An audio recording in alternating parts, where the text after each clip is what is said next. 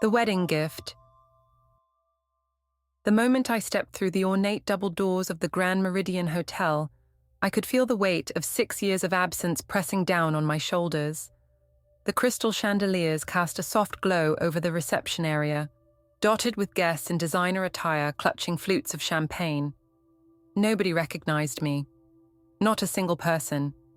And that's exactly how I wanted it. My name is Elise Winters, and today I was attending my twin sister's wedding. A wedding I wasn't invited to. 6 years ago, I was Elise Winters, the troubled twin, the family disappointment, the girl who had problems. At least that's what they called it. What they didn't call it was what it really was, the aftermath of discovering something I was never supposed to know. The invitation hadn't come in the mail like everyone else's. I discovered it by accident when I was tracking my sister's wedding registry online. Cassandra Winters and Jason Blackwood cordially invite you. The invitation was elegant, letterpress on heavy cream cardstock with gold foil accents. Exactly the type of wedding my parents would have wanted for their favorite daughter. I checked my reflection in the bathroom mirror one last time. My auburn hair was styled in loose waves falling past my shoulders, a stark contrast to the mousy brown I'd had when I left town. Green contact lenses masked my naturally dark eyes, and years of careful skincare and subtle cosmetic adjustments had transformed my once round face into something more angular, more striking. The woman who stared back at me was unrecognizable even to myself sometimes. But it wasn't just physical changes. The scared, broken 21-year-old who fled her hometown in the middle of the night had been replaced by someone else entirely. Someone who had spent the last 6 years building a life from nothing, who had gone from sleeping in her car to owning a tech startup now valued at $8.6 million. Someone who had learned that the most effective revenge requires patience. I smoothed down the front of my burgundy dress, tasteful but expensive, the kind of outfit that whispered rather than shouted wealth. The small diamond pendant at my throat had cost more than my first car. Not that any of them would know that. To them, I was just another face in the crowd, another colleague or friend of Cassandra's they couldn't quite place. The ceremony was set to begin in 30 minutes. I'd timed my arrival perfectly, late enough to avoid the initial crowd, but early enough to secure a seat with a clear view. As I made my way through the gathering guests, I heard snippets of conversation. Cassandra looks absolutely radiant.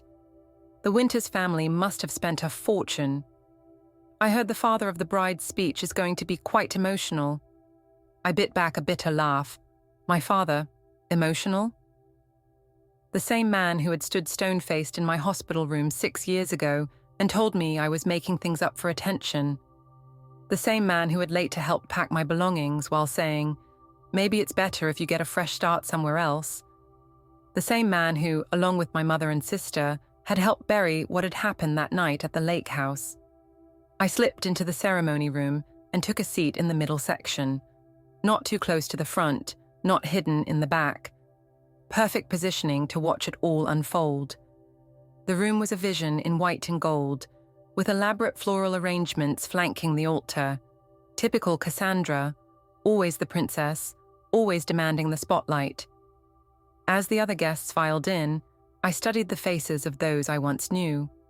Former classmates, family friends, distant relatives, all dressed in their finest, all here to celebrate the golden child while having no idea what had happened to the other twin. Did they even wonder where I was? Had anyone even noticed I wasn't on the guest list? The soft orchestral music shifted, indicating the ceremony was about to begin. The groom and his groomsmen took their positions at the altar. Jason Blackwood, handsome, successful, and completely unaware of the family he was marrying into. I almost felt sorry for him. Then came the bridesmaids in flowing blush gowns, followed by my mother, escorted by my uncle to her seat in the front row. She looked older, her blonde hair now highlighted to cover the grey, her face more lined than I remembered. My father appeared next, chest puffed with pride, ready to walk his precious daughter down the aisle. My heart rate quickened as I slipped my hand into my clutch, fingers brushing against the small USB drive I'd brought, my real wedding gift to the happy couple. 6 years of research, of piecing together the truth, of building a case so airtight it would suffocate them all. The bridal march began, and everyone rose to their feet. Cassandra appeared at the end of the aisle, a vision in white lace and tulle, her smile radiant as she clutched our father's arm, my identical twin sister, though no one would guess it now. We had once shared everything, a face, a birthday, a bedroom, but we hadn't shared the truth. My identical twin sister, though no one would guess it. As they proceeded down the aisle, I felt something cold and calculating settle over me. I hadn't come here for reconciliation. I hadn't come for forgiveness. I had come for justice, and I had come to make sure they never forgot what they had done. My sister's eyes swept over the crowd, her smile never faltering. Her gaze passed over me without a flicker of recognition. Not that I expected anything different. The Cassandra I knew had always been skilled at seeing only what she wanted to see. The officiant began the ceremony with practiced warmth. We are gathered here today to celebrate the union of Cassandra Winters and Jason Blackwood. I sat perfectly still, watching the performance unfold. Because that's what it was, a performance. The loving family, the perfect bride, the fairy tale wedding, all built on a foundation of secrets and lies so dark they had nearly destroyed me. But I hadn't been destroyed. I had survived. I had thrived. And now I was back. The ceremony proceeded with all the expected moments, the vows, the rings, the tender kiss that sealed their union. Throughout it all, I remained composed, even as memories threatened to overwhelm me. Memories of that night at the lake house, the night that had changed everything. As the newlyweds made their way back down the aisle to thunderous applause, Cassandra's eyes met mine for the briefest moment. There was a flicker of something, confusion perhaps, or the faintest spark of recognition quickly dismissed.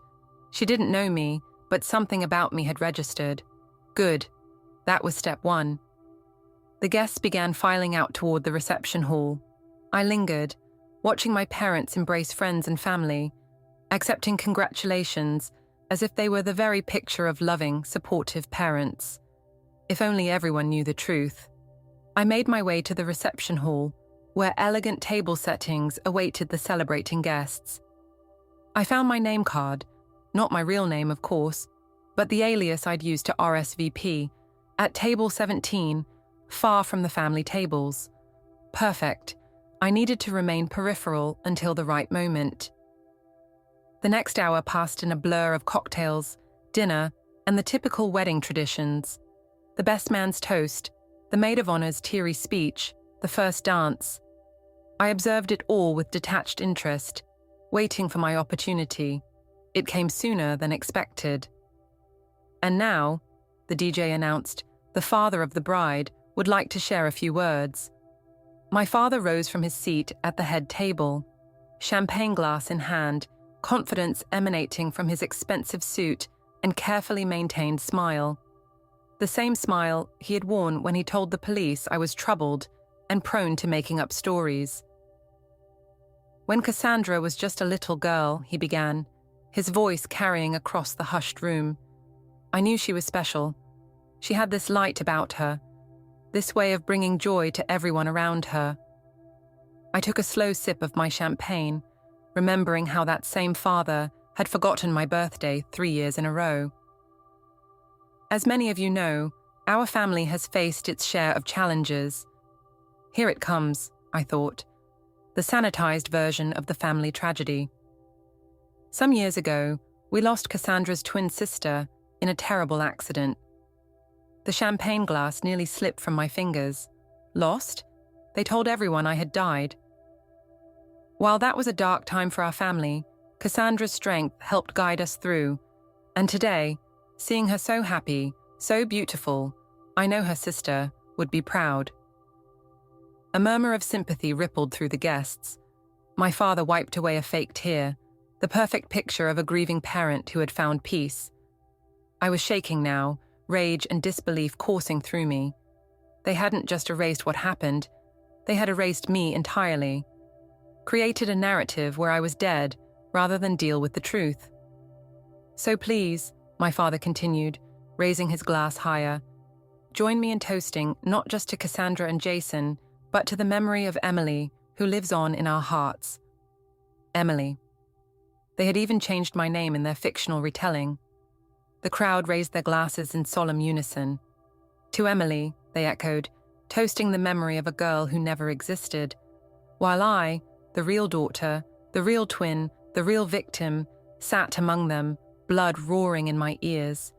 That's when I knew the plan I had carefully crafted over 6 years needed to change. This wasn't just about exposing the truth anymore. This was about reclaiming my existence. I stood up from my table, champagne glass in hand. I'd like to make a toast as well, I said, my voice carrying clearly across the suddenly quiet room. All eyes turned to me, the stranger interrupting the carefully orchestrated proceedings. Confusion rippled through the crowd. The wedding planner started moving toward me, but I wasn't finished. It's a beautiful story you've told everyone, I continued, taking a step toward the head table. About your deceased daughter, about your tragic loss. Tell me, when exactly did you decide I was better off dead than alive? My mother's face drained of color. My father stood frozen, champagne glass still raised. And Cassandra was staring at me with dawning horror. Elise, she whispered, the name she hadn't spoken in 6 years falling from her lips. The room erupted in confused murmurs. That's right, I said, my voice steady despite the adrenaline coursing through me. Not Emily. Elise, your daughter, your sister, the one you all decided to erase rather than face what really happened that night at the lake house. My father recovered first, his face morphing into the controlled mask I knew so well. Security, he called. We have an uninvited guest who's clearly confused. I laughed, the sound sharp and cold. I'm not confused, Dad, not anymore. But everyone else here might be. They just toasted to my death after all. The wedding planner had reached me now, a gentle hand on my arm. Miss, perhaps we should step outside. I shook her off. No need. I brought a gift for the happy couple, and I'd hate to leave without giving it to them. I reached into my clutch and pulled out the USB drive. Small, unassuming, but containing everything. The medical reports, the police statements, the photos, the recordings, everything they had tried to bury. 6 years, I said, holding it up. 6 years I've spent putting together the truth about what happened that night, about what Jason's new brother-in-law did to me, about how my own family covered it up to protect their reputation. Jason was on his feet now, looking between his new wife and me with growing alarm. Cassandra, what is she talking about? But Cassandra couldn't speak, her eyes fixed on me with a mixture of recognition and terror. Ask them about July 22nd, 6 years ago, I said, my voice carrying to every corner of the now silent room. Ask them about the lake house. Ask them why they told the police I was mentally unstable when I tried to report what happened. Ask them why they sent me away and then told everyone I was dead. My father was moving toward me now, fury in his eyes. But it was too late. The damage was done. The perfect facade was cracking, and everyone could see it. Security, he shouted again, more desperate this time. I placed the USB drive on the nearest table. Everything's on there, every piece of evidence I've gathered. I've already sent copies to the police, to journalists, to everyone who needs to see it. 2 security guards were approaching now, but I didn't resist. I'd said what I needed to say. The bomb had been dropped. Congratulations on your wedding, Cassandra, I said, as the guards reached me. I hope it was everything you dreamed it would be. As they escorted me toward the exit, I caught one last glimpse of my family. My mother collapsed in her chair, my father's face contorted in rage, and Cassandra, my twin, my once other half, staring after me with tears streaming down her perfect makeup. Outside in the cool night air, I felt lighter than I had in years. The security guards were surprisingly gentle as they walked me to the front of the hotel. "Ma'am, we're going to have to ask you not to return to the event," one said, professionally detached. "Don't worry," I replied, straightening my dress. I got exactly what I came for. As I walked away from the Grand Meridian, from the ruins of my sister's perfect day, from the family that had tried to erase me, I felt no satisfaction, no triumph, only a quiet sense of justice beginning to unfold. The real fallout would come later, when the contents of that USB drive made their way through proper channels, when the truth I had spent 6 years meticulously documenting finally came to light. My phone buzzed in my clutch, a text from an unknown number. "Is it really you?" Cassandra. After all these years, she still had my number saved. I didn't respond. Instead, I slipped into the waiting car I'd arranged earlier. The driver nodded respectfully. "Where to, Ms. Winters?" I looked back at the glittering hotel, at the life I had been forcibly removed from, at the lies that were beginning to unravel. "The Richmond Hotel, please. I have an early flight tomorrow." As the car pulled away, I didn't look back. I didn't need to. The past was finally where it belonged, exposed to the light, no longer hidden in shadows, no longer able to haunt me. The truth about what happened that night at the lake house would finally come out, and my family would learn that erasing someone doesn't make them disappear. It only gives them the space to become someone stronger, someone they never saw coming, someone who remembers everything. The aftermath. 3 days after Cassandra's wedding, I sat in my Richmond hotel suite, watching the chaos unfold from a safe distance. My phone hadn't stopped buzzing with notifications, missed calls from numbers I didn't recognize, text messages from distant relatives who suddenly remembered me, and news alerts mentioning the Winters family scandal. The USB drive had done its work. Major outlets had picked up the story. Prominent business family accused of covering up assault. My father's company stock had plummeted 37% overnight. The police had reopened the investigation, and my brother-in-law's brother, Tyler Blackwood, was being brought in for questioning. I sipped my coffee and scrolled through the headlines. 6 years ago, I had been the family shame, the troubled daughter who made up stories about the charming Tyler Blackwood. Now, they were the ones being scrutinized, their perfect facade crumbling under the weight of evidence I'd spent years meticulously gathering. Another text from Cassandra lit up my screen. "Please talk to me. I need to explain." I deleted it without responding. What explanation could possibly justify what they'd done? What words could erase how they'd stood silently as the police dismissed my case? How they'd suggested I leave town for my own good? How they'd fabricated a story about my death rather than acknowledge what had really happened? My lawyer, Miranda Chen, called precisely at 9 a.m. as scheduled. "The DA wants to meet with you," she said without preamble. "They're taking this very seriously, Elise. The evidence you gathered is compelling." "And my family?" "Your father has hired Langston and Associates, top-tier defense attorneys. They're trying to control the narrative, claiming you've had mental health issues for years, and this is an elaborate revenge fantasy." I laughed bitterly. "Predictable." "What's not predictable is your sister. She's apparently refusing to corroborate your parents' story." That gave me pause.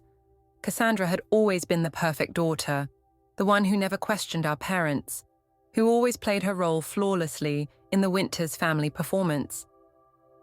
"What exactly is she saying?" I asked, trying to keep my voice neutral. "Nothing publicly, but our sources say she's not participating in the family's unified defense. Her new husband has apparently moved out temporarily. The wedding photos never even made it to social media." I set down my coffee cup, surprised by the unexpected twinge of something. Not sympathy, not after everything, but perhaps a whisper of the connection we'd once shared before that night at the lake house changed everything. "Keep me updated," I said finally. "I'll be flying back to Seattle tonight." Are you sure that's wise? The media will be looking for you. I've been invisible for 6 years, Miranda. I know how to disappear. After hanging up, I walked to the window, gazing out at the city I'd once called home. 6 years ago, I'd fled in the middle of the night, broken and alone, with nothing but a backpack and about $2,000 to my name. Now, I was returning to Seattle, where my company was headquartered, where I had built a new life from the ashes of the old one. My phone buzzed again. This time, it was a name I did want to see. Dr. Sarah Patterson, the therapist who had helped me piece myself back together. I saw the news, she said when I answered. How are you holding up? Better than expected, I replied, surprising myself with the truth of it. It feels final, somehow, like I've lanced a wound that was festering for years. Exposure is powerful, she agreed. Just remember what we talked about. Revenge may provide temporary relief, but healing is a separate journey. I know, this isn't just about revenge anymore. It's about truth. After we hung up, I began packing my few belongings. The burgundy dress from the wedding I folded carefully and placed at the bottom of my suitcase. A memento of the day I reclaim my existence. My phone buzzed with another text from Cassandra. I saved the USB drive before Dad could destroy it. I've watched everything. We need to talk. I stared at the message for a long moment. What game was she playing? The Cassandra I knew would never go against our parents, especially not our father. She had been there that night at the lake house. She had heard my cries from the boathouse. She had watched me stumble back to the main house, clothes torn, eyes wild with shock. And she had said nothing when our father called me hysterical, when our mother suggested I might need professional help. I typed back, against my better judgment, "Why should I believe you now?" Her response came seconds later. "Because I've been living with what I did to you for 6 years. Because I told Jason everything. Because I finally understand what kind of family we have." Too little, too late, I thought. But something made me add her number to my contacts instead of blocking it, but perhaps a crack in the wall I'd built around that part of my past. As I finished packing, the hotel room phone rang.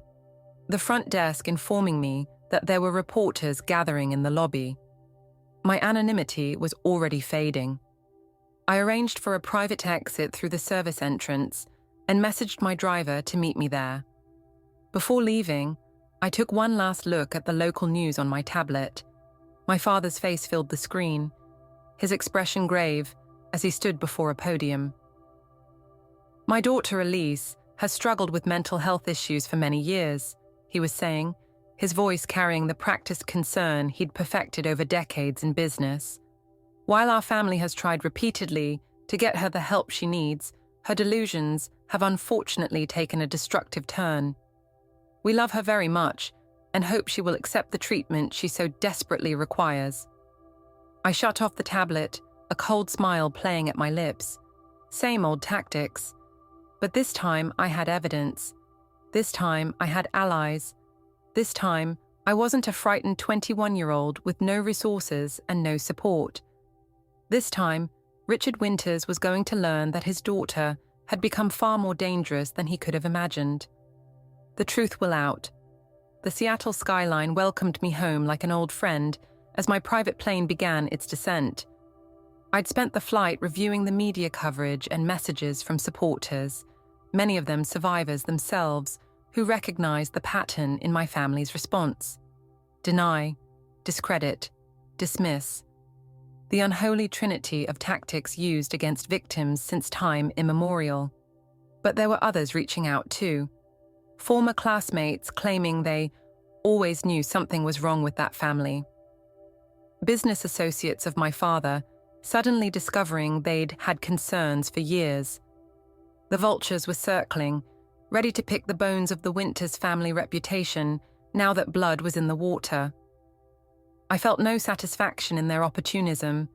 This wasn't about destroying my family. It was about forcing the truth into the light, about making sure Tyler Blackwood faced consequences for what he'd done, about ensuring my parents could never again use their influence to bury someone else's pain. My driver met me at a private airfield rather than the main terminal, another precaution against the media frenzy. As we drove toward my downtown apartment, I scrolled through my emails, pausing at one from an unfamiliar address. The subject line read simply, "I was there too." The message inside chilled me to the bone. "Elise, you don't know me, but I was at the lake house that weekend too. I was Tyler's girlfriend before that night. I saw what happened when you tried to help me. I've been carrying this guilt for years. Please contact me if you're willing to talk." It was signed Megan K. Memories crashed over me like a wave, not of my own assault, but of earlier that evening, finding a girl sobbing in the bathroom, her makeup smeared, wrists bruised, whispering that Tyler had hurt her. Me, offering to help her call someone, to get away from the party. Tyler finding us, his charming smile never reaching his cold eyes, as he told her she'd had too much to drink and needed to sleep it off. Me, following them outside, concerned. The argument. Tyler's anger when I threatened to call the police. Him telling me to mind my own business. I'd gone back to the main house after that, shaken but determined to find my sister, to tell her what kind of man her boyfriend's brother was. But Cassandra had been busy playing hostess, and my parents were entertaining business associates. Hours later, when I went looking for the boathouse to check on the girl, Tyler was waiting. And what happened next had destroyed my life as I knew it, but I had never known her name. Had never found out what happened to her after I was sent away. After my family closed ranks and erased me from their narrative. Megan K., a witness, another victim. I forwarded the email to Miranda with instructions to verify her identity and arrange a secure meeting. If her story corroborated mine, Tyler Blackwood would have no escape. My phone rang as we pulled into my building's underground parking. Jason Blackwood, Cassandra's new husband, Tyler's brother. After a moment's hesitation, I answered, "Elise?" His voice was strained, uncertain. "It's Jason, please don't hang up." "What do you want?" I kept my tone neutral, professional.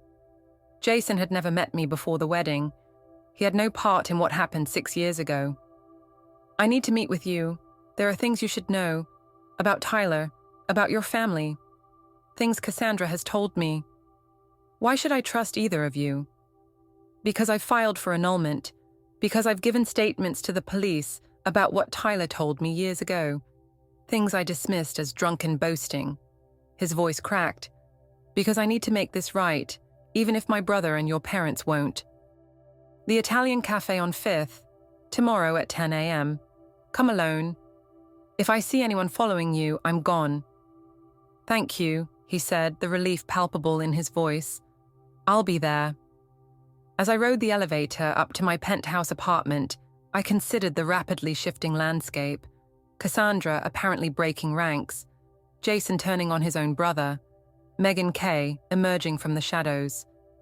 The careful isolation my family had engineered around me 6 years ago was crumbling, revealing allies in unexpected places. My security system greeted me with a soft chime as I entered my apartment. The space was a deliberate contrast to the ornate, traditional style my parents had always preferred. All clean lines, open space, and walls of glass overlooking the city. Nothing here to remind me of my past, except, tonight, there was something waiting. A small package on my kitchen counter, which my housekeeper must have accepted during my absence. No return address, but the handwriting on the label was instantly familiar. My mother's elegant, flowing script. I approached it cautiously, as one might a venomous snake. What could she possibly have to say to me now? What gift could possibly make amends for 6 years of erasure? Inside the small box was a yellowed envelope and a note in my mother's handwriting. "I should have given you this years ago. I'm sorry." The envelope contained a letter dated just days after my grandmother's death, when I was 16. My grandmother, my mother's mother, had been the only person in the family who seemed to truly see me. Who understood that I was more than just Cassandra's quieter, less perfect twin. Her death had left a void that had never quite been filled. With trembling fingers, I unfolded the letter. "My dearest Elise," it began in my grandmother's shaky hand, "if you're reading this, I've finally found the courage to tell the truth, even if only after my death." What followed was a confession that shattered the foundations of everything I thought I knew about my family. My grandmother revealing that my grandfather, the towering patriarch whose legacy my father had spent his career trying to live up to, had been a monster behind closed doors. How she had endured decades of abuse. How my mother had witnessed it all as a child. How she had married my father, a man cut from the same cloth as her own father, perpetuating the cycle. "I see the same pattern beginning again," my grandmother wrote. "The way Richard favors Cassandra, the way he dismisses you, the way your mother stays silent. Break the cycle, Elise. You have a strength in you that I never found in myself. Don't let them dim your light. Don't let them make you invisible as I was made invisible." The letter ended with a reference to a trust fund she had established for me, one that my parents had apparently hidden from me. "Your independence is your power," she had written. "Use it wisely." I sat on my kitchen floor, letter clutched to my chest, tears streaming down my face for the first time since the night at the lake house. Not just for myself, but for my grandmother. For my mother, who'd been a victim before becoming complicit. For Cassandra, raised to be the golden child at any cost. The cycle of abuse and silence had roots that went back generations in the Winters family. And suddenly, my 6-year quest for justice felt like part of something much larger, the first real chance to break that cycle once and for all. As dawn broke over Seattle, I made 3 calls. First, to Miranda, instructing her to locate the trust fund my grandmother had established. Second, to a private investigator, requesting a deep dive into my grandfather's history. I needed to know how far back the darkness went. And finally, to Cassandra. When she answered, her voice was small, hollow. "Elise." "I got grandmother's letter," I said simply, a sharp intake of breath. "Mum finally gave it to you. You knew about it. I found it in her dresser years ago, after what happened at the lake house. I confronted her about it, but she said it would only make things worse." I closed my eyes, processing this new betrayal. "And the trust fund?" "Dad made me promise never to mention it. He said the money would only enable your instability." Her voice cracked. "I believed him, Elise. I believed everything they told me about you, until I saw what was on that USB drive." The evidence I'd collected had included not just documentation of my own assault and the subsequent cover-up, but the pattern of behavior that preceded it. The other girls Tyler had hurt. The times my father had used his influence to make problems go away. The systematic gaslighting I'd endured. "It's not just about that night anymore," I said quietly. "It's bigger than that. It goes back generations." "I know," she whispered. "I'm starting to understand. That's why I need to see you. Not to ask forgiveness, I don't deserve that, but to help end this, once and for all." I thought of the family legacy of secrets and silence, of my grandmother's plea to break the cycle, of the sudden, fragile possibility that Cassandra might not be fully lost to the toxic dynamics that had shaped us both. "The Atwood Hotel, room 1522, tomorrow at 7 p.m., I said finally. "Come alone." As I ended the call, I felt something shift within me. Not forgiveness, not yet, but perhaps the first tentative step toward a different kind of resolution than I had originally envisioned. The truth was coming to light, and with it, the chance not just for justice, but for healing.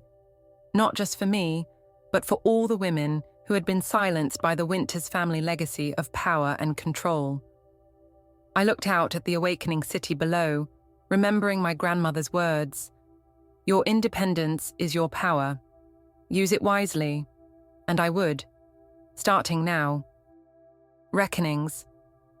The Italian cafe on 5th was deliberately chosen, public enough to be safe, quiet enough for a private conversation. I arrived 20 minutes early, selecting a table in the back corner with a clear view of both entrances.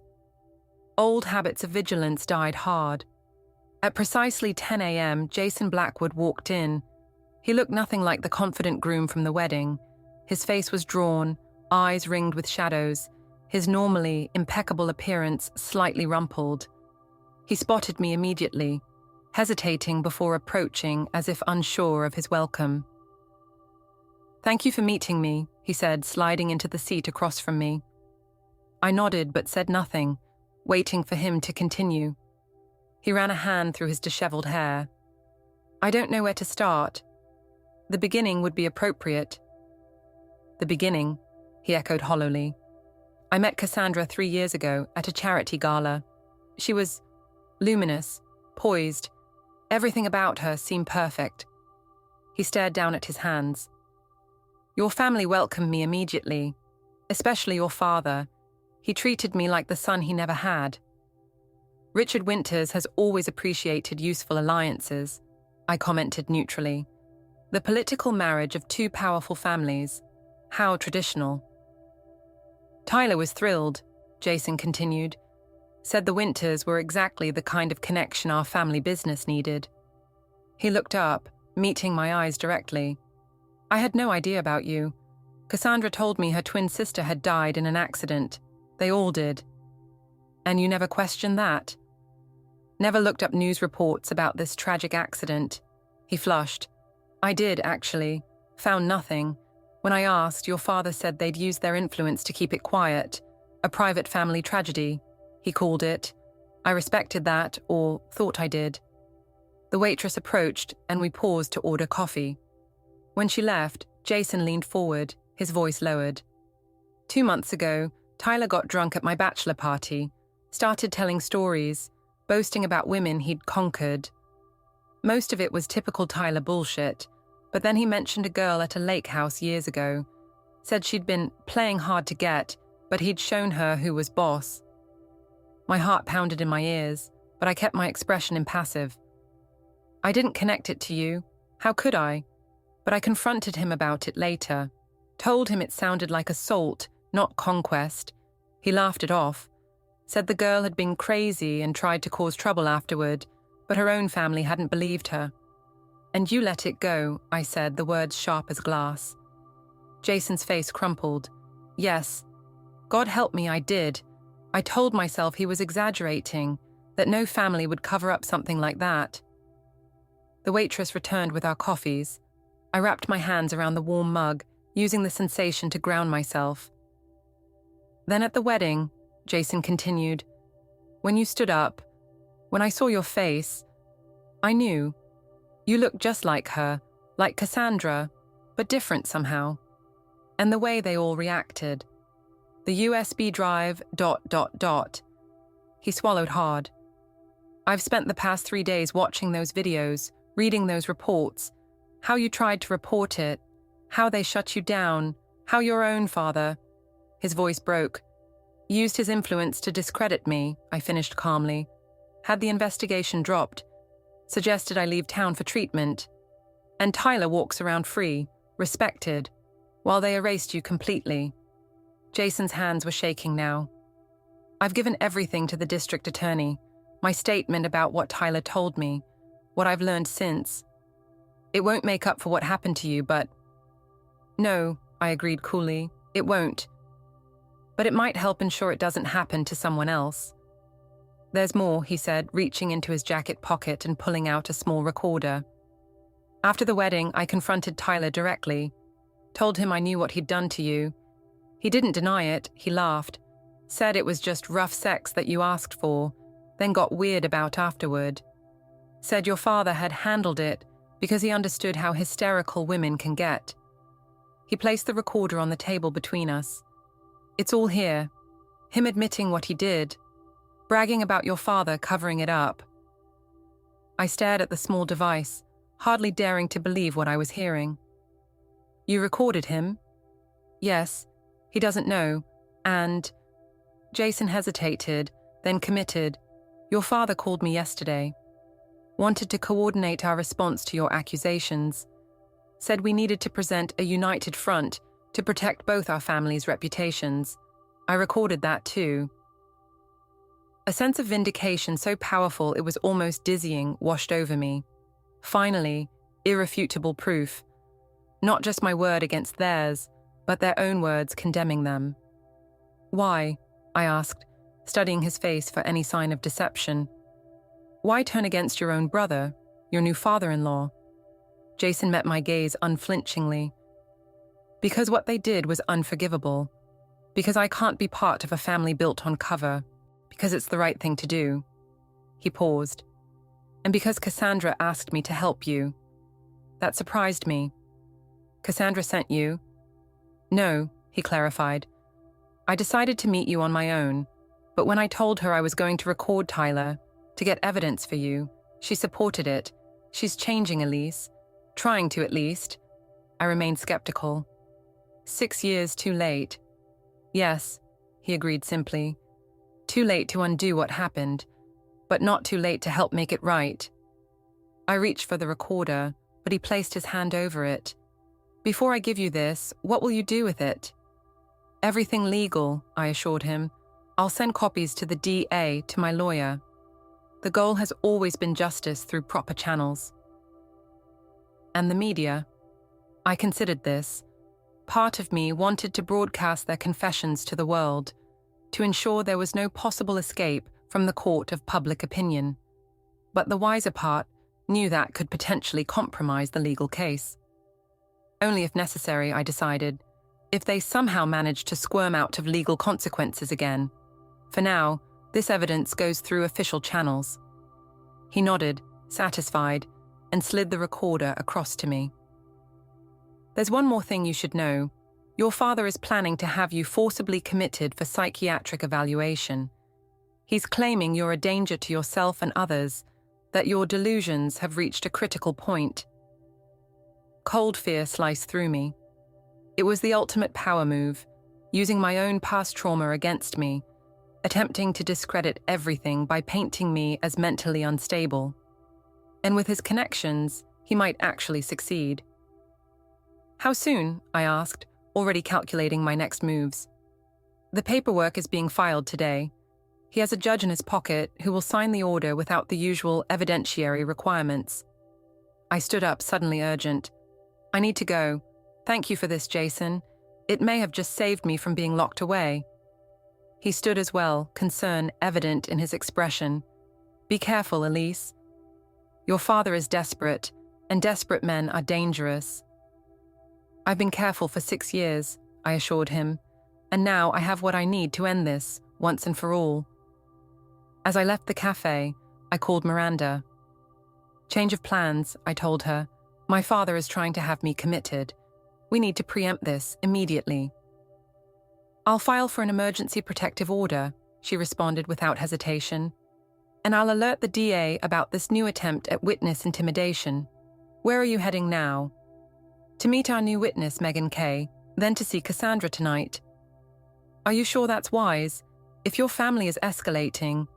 I need to know where Cassandra truly stands, I interrupted.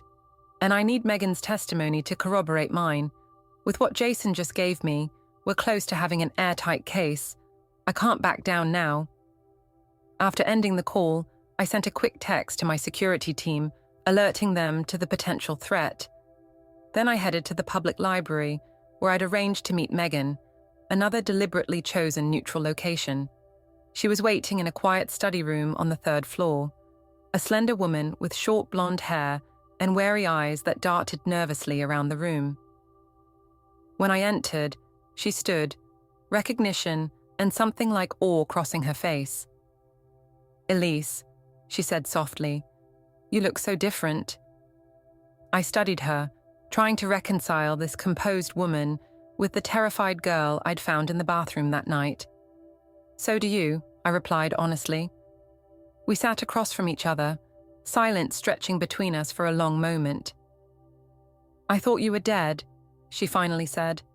That's what everyone said when I tried to find you afterward, that you'd had an accident. Not dead, I corrected. Just erased, sent away, Reinvented. She nodded, understanding in her eyes. When I saw the news, when I saw your face, I couldn't believe it. All these years, I thought I was the only one who knew what really happened that night. Tell me your story, I said gently, from the beginning. And she did. How she'd been dating Tyler for 3 months. How the controlling behavior had started gradually. How that weekend at the lake house, he'd become violent when she tried to break things off. How she'd been crying in the bathroom when I found her. How Tyler had later told her I was crazy and had been sent away for making up stories. How she'd tried to report her own assault, but had been discouraged by the same detective who had dismissed my case. A family friend of the Winterses. I wanted to find you, she said, eyes bright with unshed tears, to tell you I believed you, that I knew you were telling the truth. But your family said you were at some private treatment facility, and then later that you died in an accident overseas. They were very thorough, I acknowledged bitterly. I've never stopped thinking about you, she continued, about how you tried to help me and what it cost you. She reached into her bag and I documented everything. Dates, details, the bruises, the gaslighting afterward. I kept it all these years, thinking someday I might be brave enough to try again, to make him face consequences. I stared at the journal, another piece of the puzzle falling into place. Would you be willing to make a statement, to share this with the authorities? That's why I contacted you, she said firmly. I'm ready. I've been in therapy for years preparing for this moment. I won't let him walk away this time. As we sat there, 2 survivors of the same predator, I felt an unexpected sense of kinship. Different as our paths had been, we had both been carrying the weight of that night for 6 years, both searching for a way to reclaim our power. Thank you, I said simply, for reaching out, for being willing to speak up. No, she replied, her gaze steady now. Thank you for coming back, for not letting them win. I didn't have your courage 6 years ago. It wasn't courage, I admitted. It was rage. It was survival. Sometimes that's what courage looks like. We spent the next hour going through her journal, identifying the most relevant evidence, preparing for what lay ahead. When we finally parted, there was a new alliance between us, one forged in shared trauma, but focused on future justice. As I left the library, my phone buzzed with a text from Miranda. Emergency protective order granted. Your father cannot legally come near you or attempt to have you committed without due process. DA is now treating this as witness intimidation. One battle won, but the war was far from over, and my most difficult encounter still lay ahead, facing my twin sister, the person who had once been my other half, who had stood by silently as our family destroyed my life. As night fell over Seattle, I steeled myself for the reckoning that was 6 years in the making. Sisterhood. The Atwood Hotel had been my home for several months when I first returned to Seattle before purchasing my apartment. It was a place I knew well, including all its security features and exit routes. Room 1522 was a corner suite with a private entrance from the service elevator. I arrived an hour early, carefully checking for any signs that someone else had been there. Satisfied that the room was secure, I placed a small recording device under the coffee table, not because I planned to use it against Cassandra necessarily, but because 6 years of vigilance had taught me never to be unprepared. At 6:58 p.m., there was a soft knock at the door. I checked the peephole. Cassandra stood alone in the hallway, wearing oversized sunglasses despite being indoors. When I opened the door, she removed them, revealing eyes red and swollen from crying. We stood facing each other, identical twins now looking nothing alike. My carefully curated transformation had ensured that, but it went deeper than physical appearance. The confident, poised Cassandra from the wedding had been replaced by someone who looked broken. You came alone? I asked, not inviting her in yet. She nodded. No one knows I'm here, not even Jason. I stepped aside, allowing her to enter. She moved past me hesitantly, as if entering a predator's den. In some ways, perhaps she was. Once inside, she stood awkwardly in the center of the room, clutching her purse like a shield. I gestured toward the sitting area, but remained standing myself, maintaining the psychological advantage of height. "You wanted to talk," I said coolly. "So talk." She took a shaky breath. "I don't know where to begin." "That seems to be a family problem lately." A flicker of pain crossed her face at the word family. "I deserve that. I deserve all of it." "What you deserve isn't the point. What you have to say is..." She sank onto the edge of the sofa. "I got the results of the paternity test today." Of all the things I had expected her to say, this wasn't one of them. "Paternity test?" For the baby." Her hand went protectively to her stomach, and I realized for the first time that she was pregnant. "I'm 11 weeks along. I needed to know if it was Jason's or..." Understanding dawned with sickening clarity. "Or Tyler's." A single tear slid down her cheek as she nodded. "Tyler and I, it was just once, the night before the wedding. I was drunk, scared, having doubts about everything." "And Tyler took advantage," I said, not a question but a statement. "I told myself it was consensual," she whispered. "That I'd made a mistake, but it was my choice. Then I saw what was on your USB drive, the pattern, the other women, what he did to you." Her voice broke. "What he does. Present tense, not past." I sat down across from her, processing this revelation. "And the test results?" "It's Jason's," she said, visible relief in her expression. "Thank God. But that doesn't change what happened. What I let happen. To you, to others, by staying silent." "Why now, Cassandra?" 6 years of silence, of playing along with their lies. "Why break ranks now?" She was quiet for a long moment. "When you showed up at the wedding, when you said what you said, it was like something broke inside me. All these years I've told myself the story they wanted me to believe, that you were troubled, that you misinterpreted things, that you needed help they tried to give you." "But you knew better," I said, my voice hard. "You were there that night. You heard me. You saw me afterward." "Yes," she admitted, another tear falling. "I knew, and I did nothing. I let them send you away. I let them erase you." She looked up, meeting my eyes fully. "I let myself believe you were dead because it was easier than facing what I'd done." "What we all did," came another voice from the hallway connecting to the bedroom. I jumped to my feet, adrenaline surging as my mother stepped into the room. Instantly, I shot an accusatory glance at Cassandra. "You said you came alone." "She did," my mother said quietly. "I was already here. I checked in yesterday under my maiden name."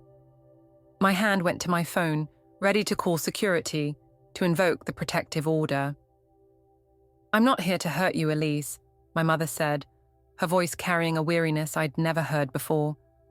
"I'm here to finally tell the truth." "Truth?" I laughed bitterly. That would be a first. She didn't flinch at my hostility, accepting it as her due. "You read your grandmother's letter?" "Yes, about how grandfather was abusive, how you married a man just like him, how the cycle continues." "What the letter doesn't say," my mother continued, moving slowly to sit beside Cassandra, "is that I promised myself I would protect my children from what I experienced, that I would never let them suffer as I had." Her voice caught, and then I failed. Completely. Utterly failed. I remained standing, unwilling to be drawn in by what might be another manipulation. "You did more than fail. You actively participated in covering up what happened to me." "Yes," she acknowledged simply. "I did. I chose your father over you. I chose family reputation over justice. I chose the path of least resistance, the same choice I've been making my entire life." She reached for Cassandra's hand, and in doing so, I perpetuated the very cycle I swore to break. "Why are you here?" I demanded. "What do you want from me?"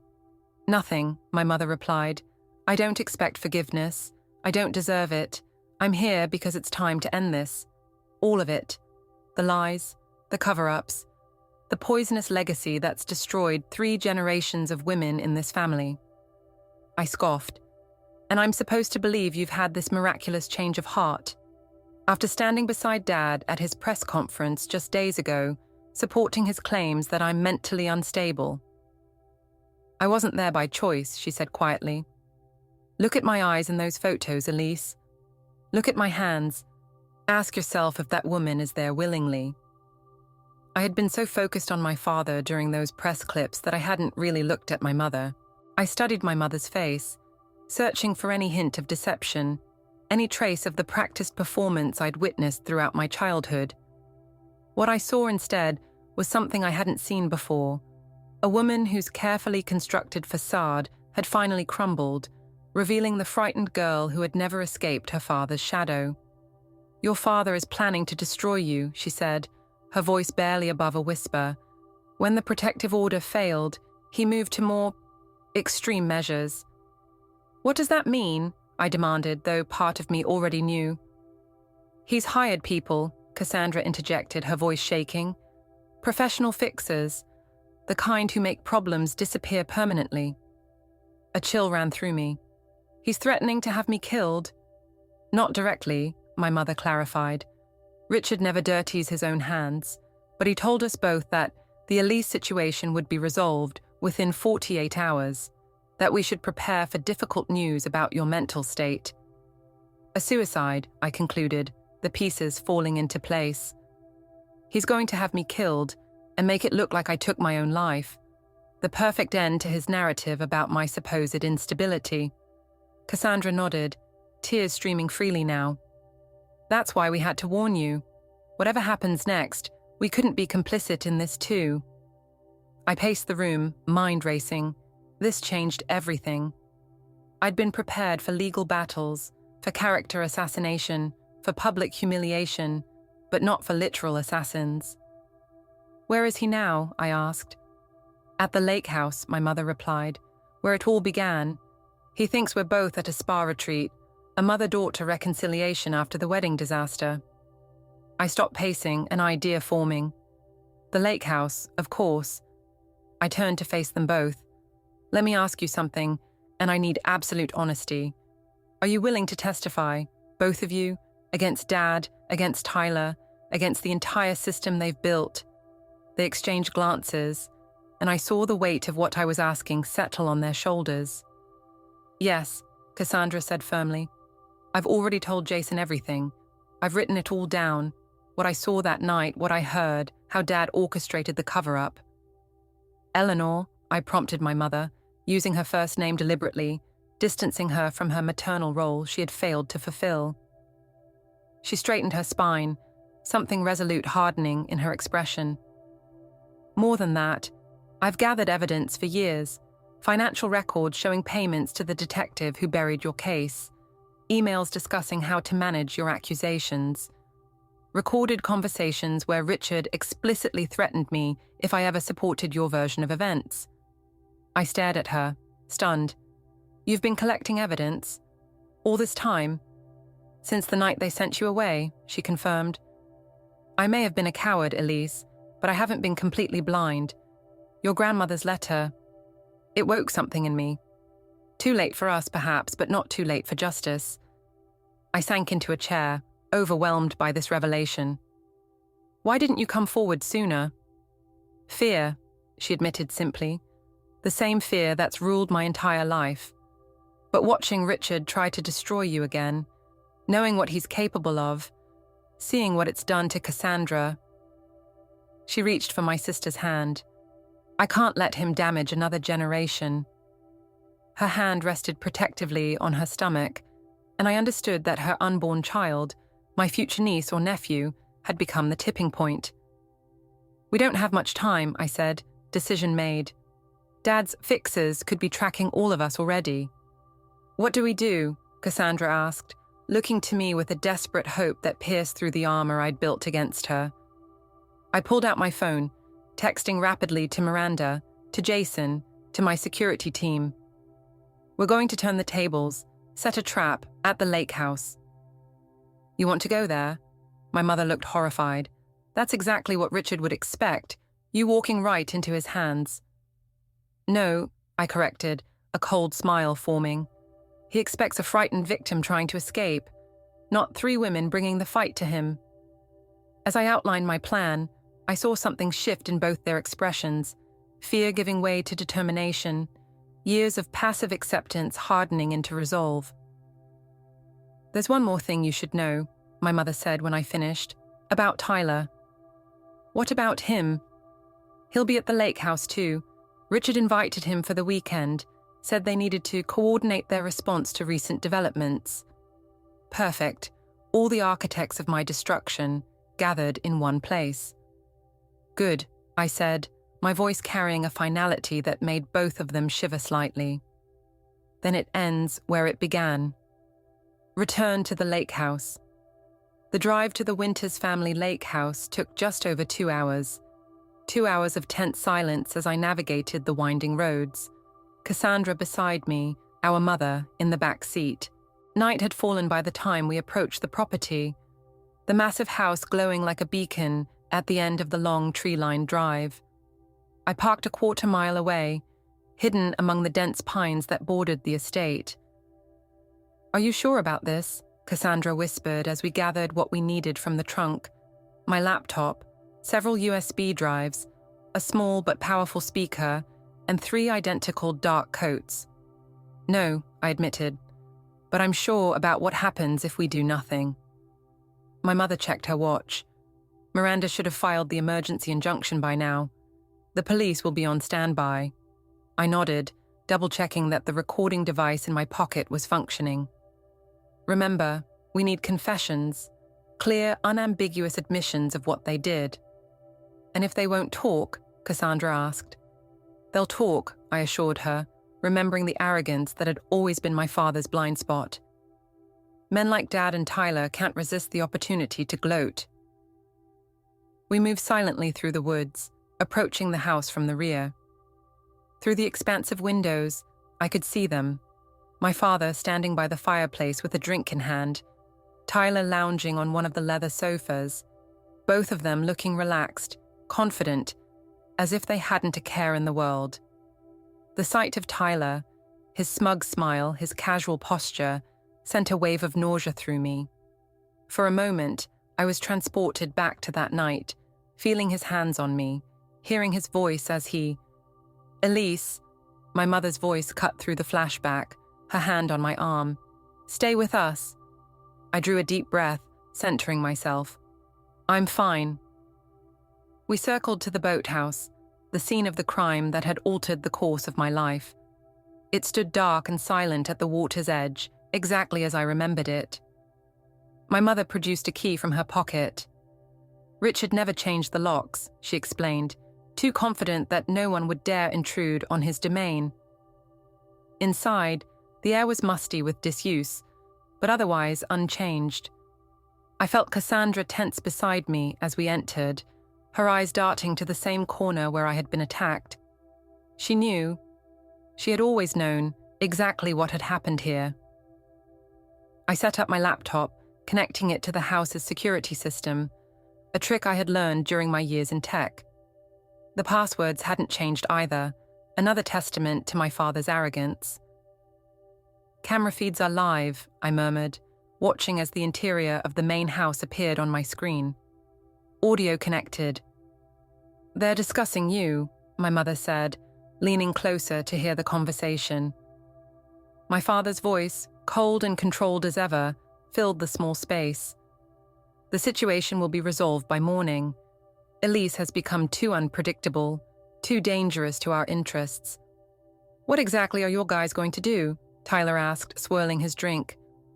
You don't need to know details, my father replied dismissively. Just that it will appear that she finally succumbed to the mental health issues that have plagued her for years. A tragic end to a troubled life. And if anyone connects it to us, they won't. The men I've hired are professionals. They're tracking her location as we speak. I smiled grimly at that. My phone and car had been left with trusted members of my security team, creating a false trail that would lead my father's fixers on a wild goose chase across the state. "It's time," I said, standing and handing each of them a small earpiece. "Remember, we need them to admit everything, the assault, the cover-up, the threats. Once we have that, Miranda signals the police." Cassandra looked pale but resolute. "I'm ready." My mother squeezed my hand, the first physical contact between us in 6 years. "Be careful, Elise. Your father is more dangerous than you know." "So am I," I replied, and for the first time, I saw something like pride flicker in her eyes. We separated, each heading to our designated positions. My mother to the side entrance of the main house, Cassandra to the front, and me. I stayed in the shadows, watching through the cameras, coordinating our movements. "Wait for my signal," I instructed through the earpieces. 3 minutes. As I counted down, I sent the final text to Miranda. "Operation underway. Stand by." Then I activated the speaker system I had connected to earlier, and my voice, calm, clear, and unmistakable, echoed through every room of the lake house. "Hello, Dad. Hello, Tyler. Did you miss me?" Justice served. The effect was immediate and exactly as I had anticipated. Both men froze. My father's drink halfway to his lips, Tyler jumping to his feet as if electrocuted. "Elise," my father recovered first, his voice dangerously soft as he scanned the room. "How unexpected. Why don't you join us instead of playing these childish games?" "Childish?" I responded, my voice echoing throughout the house. "Is that what you call fighting for justice? For the truth? Your version of the truth has caused enough damage. It's time to end this." On that, we agree. I nodded to Cassandra through the camera feed, and she made her entrance through the front door. "Cassandra," my father's surprise was evident. "What are you doing here? You're supposed to be at the spa with Mom?" She finished for him, her voice stronger than I had ever heard it. "Sorry to disappoint you, Dad, but we've had a change of plans." Tyler moved toward her, his charming smile sliding into place like a mask. "Cass, thank God you're here. Your sister has completely lost it. She's making ridiculous accusations, trying to destroy both our families." "Accusations?" I interjected through the speaker. "Or confessions, like the one you made to Jason at his bachelor party, about how you showed me who was bosses at this very lake house 6 years ago." Tyler's face drained of color as my mother entered from the side door, completing our triangle around the two men. "Eleanor," my father's voice held a warning, "what is the meaning of this?" "The meaning," my mother replied, her voice steady despite the fear I could see in her eyes, "is that I'm done being silent, done protecting monsters, done sacrificing my daughters for your reputation." "Careful," he said softly, dangerously. "Remember who you're talking to." "Oh, I know exactly who I'm talking to, Richard," she countered. "A man who covered up his daughter's assault, who sent her away rather than face the truth, who's now planning to have her killed rather than face justice."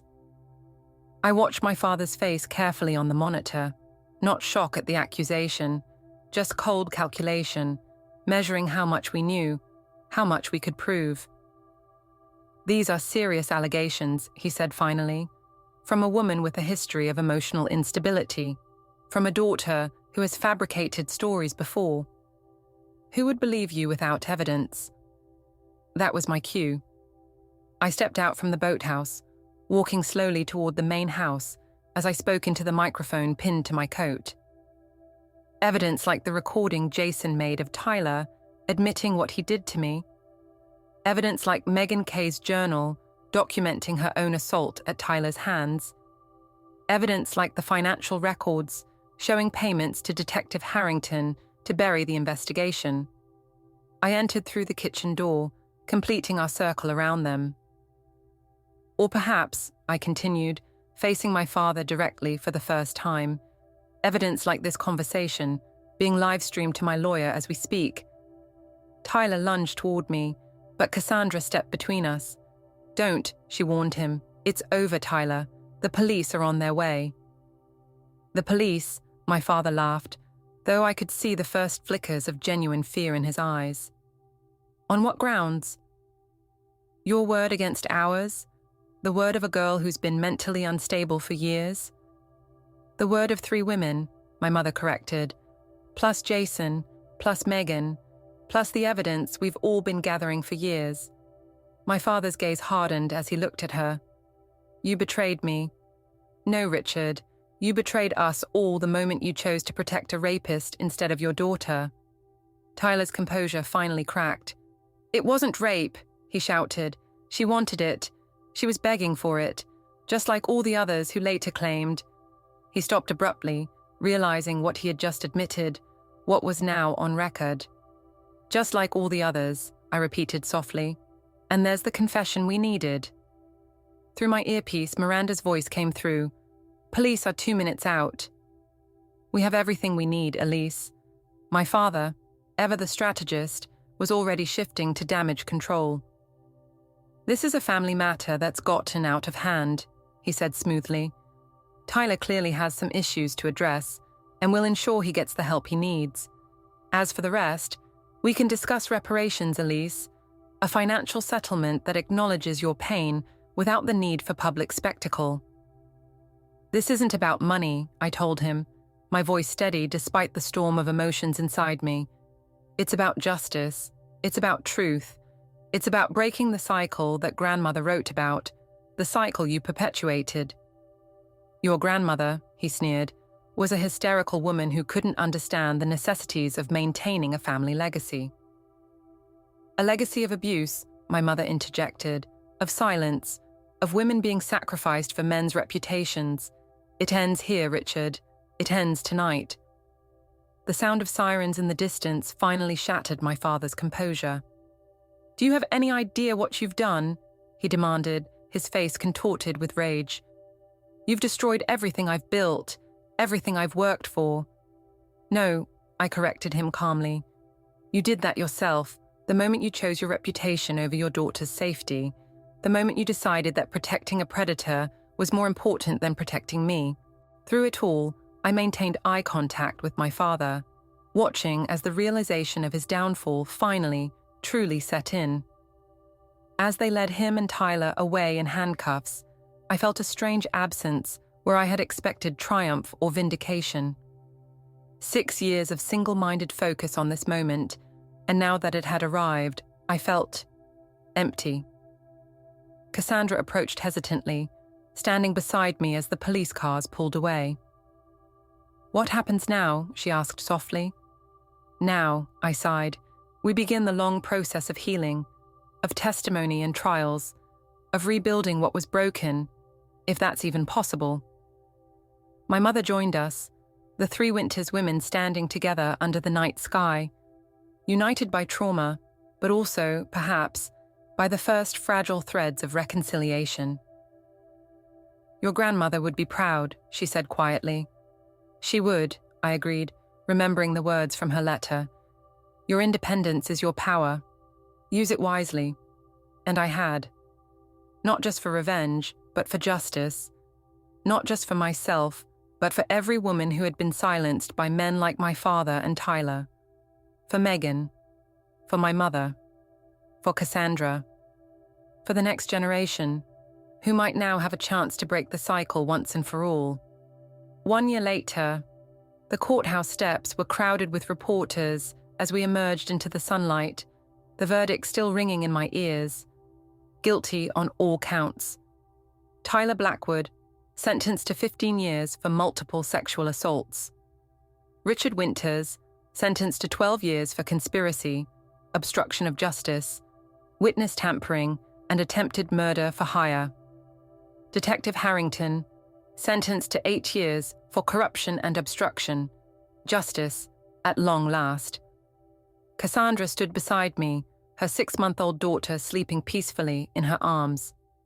Jason waited at the bottom of the steps, having testified against his own brother to help secure the conviction. Are you going to make a statement? She asked, nodding toward the reporters shouting questions in our direction. No, I decided. They've heard enough from us for now. My mother approached, looking older but somehow lighter, as if the weight of decades of silence had finally been lifted from her shoulders. The divorce had been finalized months ago, along with the dismantling of my father's financial empire. The money, what remained after restitution and legal fees, had been placed in a trust for victims of sexual assault. "The foundation paperwork is ready," she told me, "whenever you're ready to review it." The Elise Winters Foundation, dedicated to helping survivors navigate the legal system, to providing resources my family had tried to deny me, to breaking the cycle of silence that protected predators. "Ready for dinner?" Jason asked as we reached the bottom of the steps. "Everyone's waiting at the restaurant." Everyone meant our newly formed family, Jason and Cassandra, my mother, baby Lily, and Megan, whose testimony had been crucial in securing the convictions. A strange assembly of survivors and allies, bound together by shared trauma, but also by the healing that had begun. As we walked away from the courthouse, I felt someone watching us. Turning, I caught sight of my father being led into a prisoner transport van, his eyes locked on mine. For a moment, I saw the man who had once been the center of my world. Powerful, imposing, untouchable. Now he was none of those things. I didn't look away. I didn't flinch. I simply held his gaze until the doors closed between us. "You okay?"